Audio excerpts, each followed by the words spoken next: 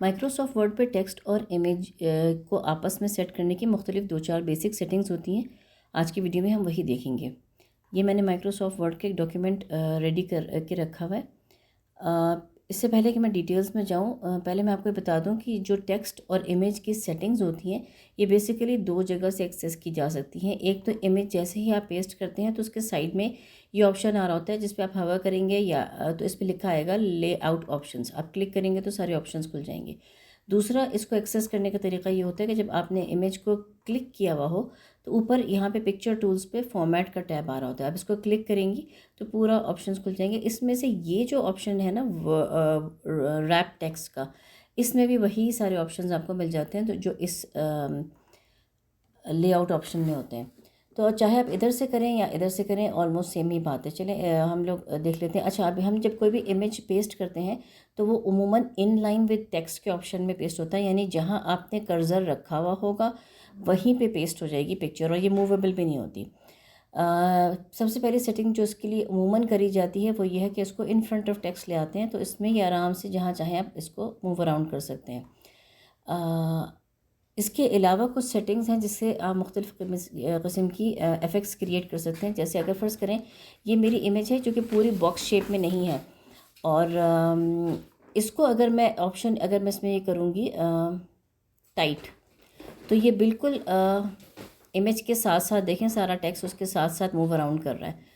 तो अगर मैं फ़र्ज़ करें इवन कॉर्नर पे भी रखूँगी तो ये इस तरह से फ़्लो कर रहा है, टेक्स्ट इमेज को क्रॉस करके फिर आगे कंप्लीट हो रहा है। तो ये सेटिंग होती है हमारी टाइट।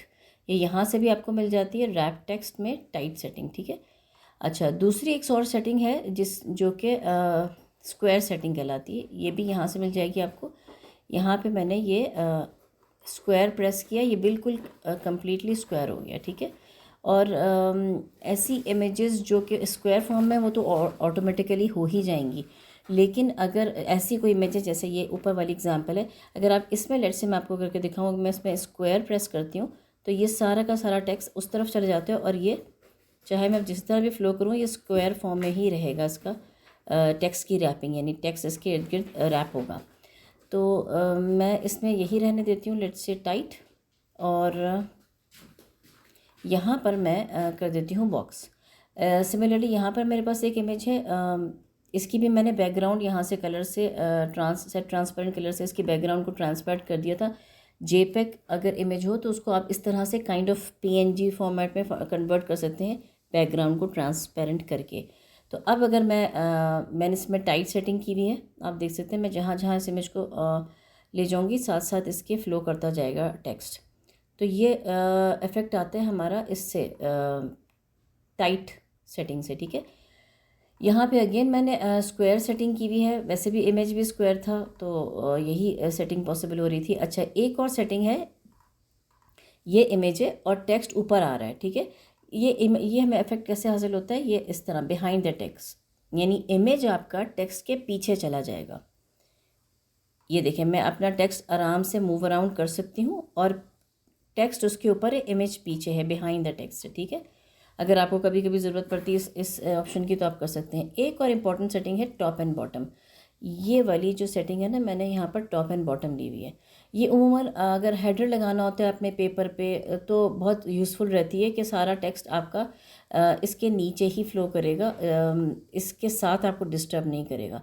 अब जब मैंने टॉप एंड बॉटम लगा दिया, ऑल्दो हमारे दोनों साइड पे स्पेस है, फिर भी टेक्स्ट या तो इसके ऊपर रहेगा या नीचे रहेगा, क्योंकि मैंने टॉप एंड बॉटम वाली सेटिंग की हुई है। तो बेसिकली यही 3-4 सेटिंग्स होती हैं जो आपको करनी होती हैं, और इनसे आप मुख्तलिफ़ किस्म की इफ़ेक्ट्स क्रिएट कर सकते हैं। आप ये देख रहे हैं, ये टाइट सेटिंग, स्क्वायर सेटिंग और बिहाइंड द टेक्स्ट और टॉप एंड बॉटम। जनरली हम इन फ्रंट ऑफ टेक्स्ट उस वक्त करते हैं जब, जैसे फॉर एग्जांपल एक सेटिंग ये बहुत इंपॉर्टेंट है जो कि हम बहुत कॉमनली यूज़ करते हैं इन फ्रंट ऑफ टेक्स्ट।